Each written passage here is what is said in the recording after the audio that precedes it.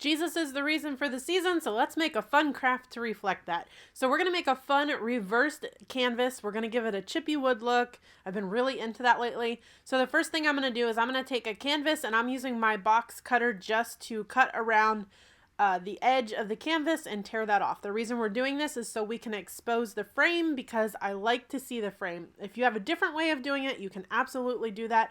This is just how I prefer to do that. You can pull the staples out if you want, but I find it easier to cut. So then I just traced the frame, and now I'm going to go ahead and cut that out. Once I get it cut out, I'm going to go ahead and lay my frame back down to measure, just to make sure nothing's hanging out over or I don't need to trim anything. So now I'm going to take my Waverly chalk paint. I am using the color ink. Now when I paint, I like to use the bright white side of the canvas. I feel like the paint just goes on a little bit better on that side. That's just my personal opinion. But if I was not painting it and I wanted that like antique look, I would use the other side of the frame. But for this one, we're going to paint it. So now that I got it painted all black, I'm going to go ahead and give it a nice dry. Be super careful when you're drying, because if you get your heat gun too close or it's too high, it will kind of melt the canvas and it will give it a weird shape. So you don't want to do that. So now I'm going to lay my frame back up, and now we're going to start to make this look gorgeous. We're going to give it a chippy wood look. I've been so into this lately. So I'm using the Minwax stain in the color Dark Walnut, and I'm just going to stain the entire frame, front and back. Some of the back will get covered up. I'm not too worried about the back. I just want it to blend in depending on where I sit it. So I'm just going to stain the back here real quick. Be careful of those staples. Like I said, you could pull those out if you want. I just prefer to cut. So now I'm going to give it a quick dry, and I'm just going to wipe it off good with a rag. And now that it's dry, I'm going to take some petroleum jelly, and I am just going to randomly put this all around the frame. Do not overthink this. Put it heavier in some spots, lighter in other spots. I like to focus on the corners and the edges. And then I just put a few dabs in the middle. Make sure you get the sides of your frame too, so everything blends in.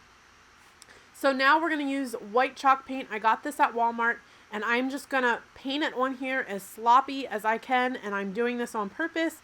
Sort of like the thicker you get it and the sloppier you paint it, the more it just sort of adds to the chippy wood look, if that makes sense. So I'm just kind of quickly applying my paint. Like I said, very sloppy. Give yourself permission to be sloppy on this one. So we're just going around. I'm making sure I get the corners. Definitely make sure you get the inside of the frame good. Anywhere that it will be exposed. I'm not too worried about the back. I feel like it's already stained, so it'll already have sort of a finished look. So now I'm going to take my heat gun, and I'm going to make sure this is nice and dry. So I get tons of questions on this heat gun. Remind me in the comments, and I will leave you guys a link for that. I'll leave you my affiliate link. So I'm just going around and touching anything up. I like to add 2 coats of paint. Once it's dry, add another coat, just because I feel like it makes it like a brighter white. Now I'm taking a scraper. This is a putty knife. You can get it in the drywall section at any hardware store, And then I'm just going to scrape everything off, the paint, and then give it a quick dry. Now I'm going to take my canvas, and I'm going to staple it back on. I like to do the 4 sides like you just saw me do, and then I kind of pull them out just slightly on the corners to make sure everything is nice and smooth.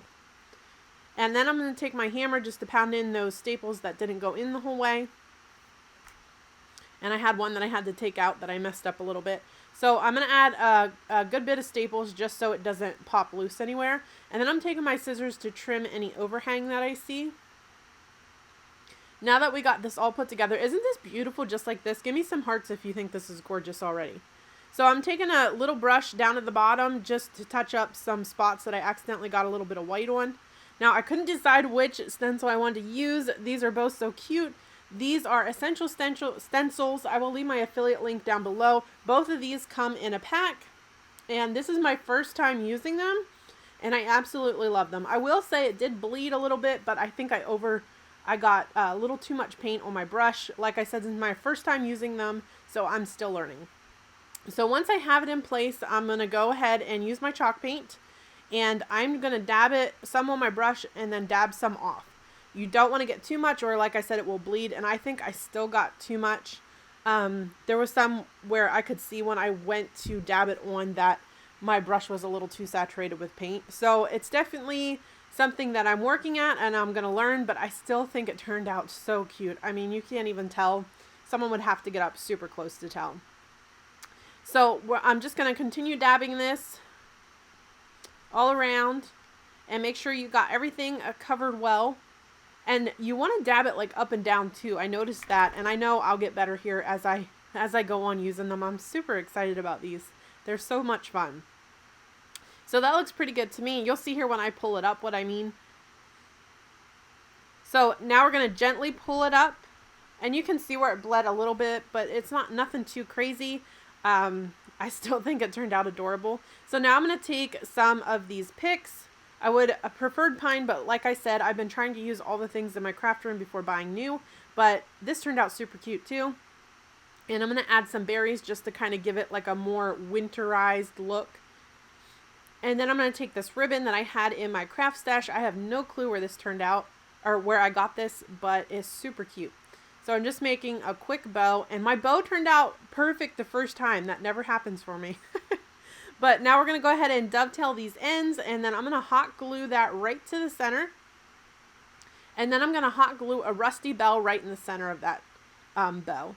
Now I'm going to fix this one end here. It was a little bit longer than the other one, so I'm just going to dovetail that real quick. And then I'm going to add a little bit of protection, and I'm going to spray some fake snow. And that is it. I hope you guys enjoyed this craft as much as I did. For more great ideas just like this, please visit burlapkitchen.com. Thank you.